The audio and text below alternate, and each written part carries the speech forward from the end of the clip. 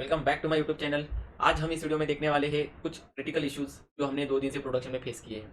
तो मैं आपको यहाँ पे जो भी शेयर करूँगा, जो भी चीज़ें मैं आपको बताऊँगा, प्लीज़ उसको ध्यान से देखिए। इन केस आपके रिएक्ट, नोड या नेक्स्ट के related web applications, APIs, websites होंगे, तो प्लीज़ इस वीडियो को केयरफुली देखिए। यहाँ पे दिए हुए स्टेप्स को फॉलो कीजिए, तो आपका प्रोडक्शन सिक्योर होगा। हमने 2 दिनों से बहुत कुछ फेस किया है, तो मैं नहीं चाहता हूँ कि आप भी उसे फेस करें। इन केस आपके साथ भी ऐसा कुछ हो रहा होगा और हो गया होगा, आपको भी आपको प्रोडक्शन को सेव करना है, तो प्लीज़ इस वीडियो को देखिए।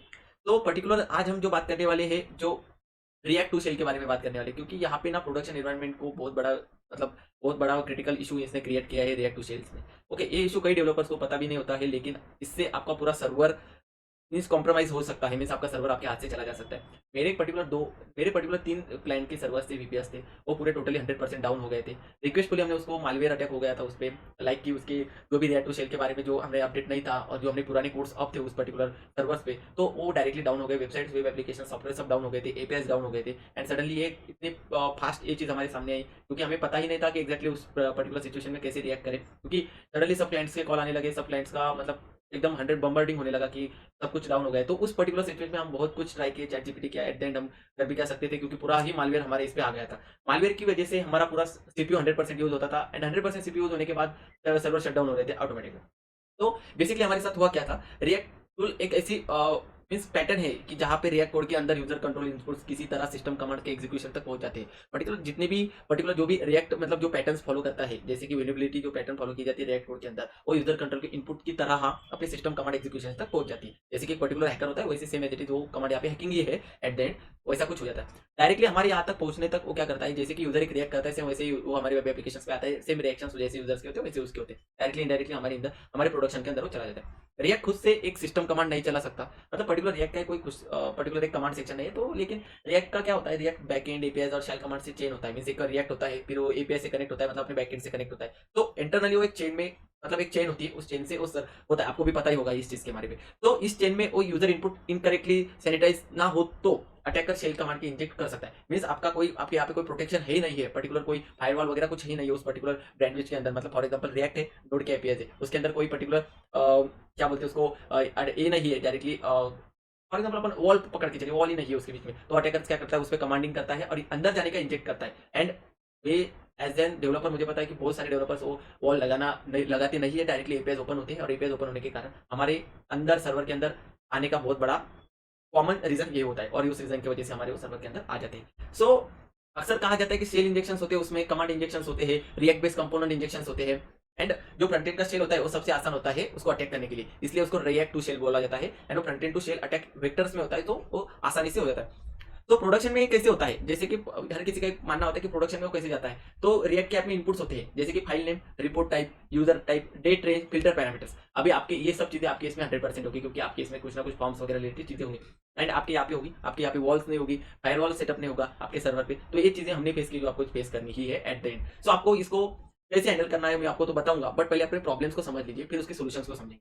तो प्रॉब्लम्स हमने क्या किए थे, जैसे कि एग्जीक्यूशन कमांड के पास होता है, जैसे कि एट द एंड क्या होता है, जब अटैकर रिएक्ट के अंदर घुसता है तो इनपुट पैरामीटर को भेज देता है। जैसे कि पर्टिकुलर एक कोई इनपुट पैरामीटर हो, उससे वो अटैकर इंजेक्ट होने की ट्राई करता है। एंड जो इंजेक्ट होने के ट्राई करने के टाइम वो ट्राई करता है उसके जो स्क्रिप्टिंग से, और वो पर्टिकुलर उसके अंदर घुस गया, हमारे शेल के अंदर घुस गया, तो पूरा एक को एक्सेस मिला तो दूसरे को एक्सेस मिलना उसको आसान नहीं है। हमारे साथ वैसा ही हुआ है। हमारे यहाँ पे क्या है, जब हमने प्रोडक्शन में डिप्लॉय किया तब अचानक सर्वर स्लो होने लगी।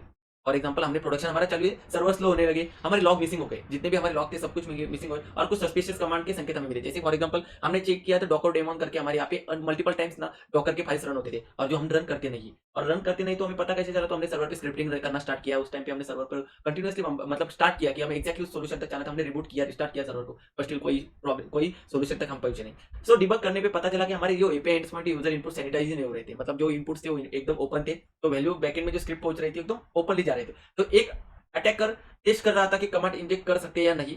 हमें मतलब प्रोडक्शन हमें जो पता चली नहीं लॉग, तो मैं उस पर्टिकुलर जो चीज मैं बोल रहा हूँ प्रोडक्शन के बारे में, मुझे एट द एंड पता चली, इसलिए मैं बात को बता रहा हूँ कि उसने ट्राई किया और उसको एक बार हमें इनपुट मिल गया और वो हमारे अंदर आ गया। तो इस तरह से हमारे वो एक सर्वर में आया, 2 सर्वर में आया, 3 सर्वर में, हमारे सब सब पर्टिकुलर जितने भी हमारे एप्लीकेशन है वीपीएस सर्वर पे, होस्टिंगर वीपीएस पे थे हमारे, वो सब के सब डाउन हो गए एट द टाइम। जब फॉर एग्जांपल हमारे 15 से 16 websites and 2-3 web application down हो गए थे। तो आप समझ सकते हैं कि कितना क्रिटिकल सिचुएशन था हमारे लिए।